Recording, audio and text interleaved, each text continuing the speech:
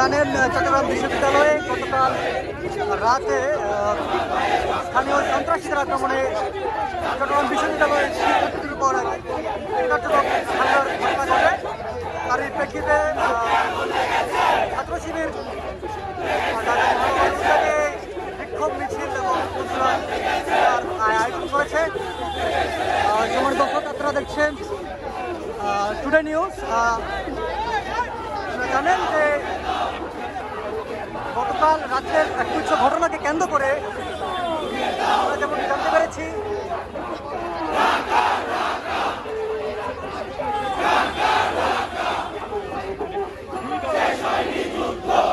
আমরা যেমন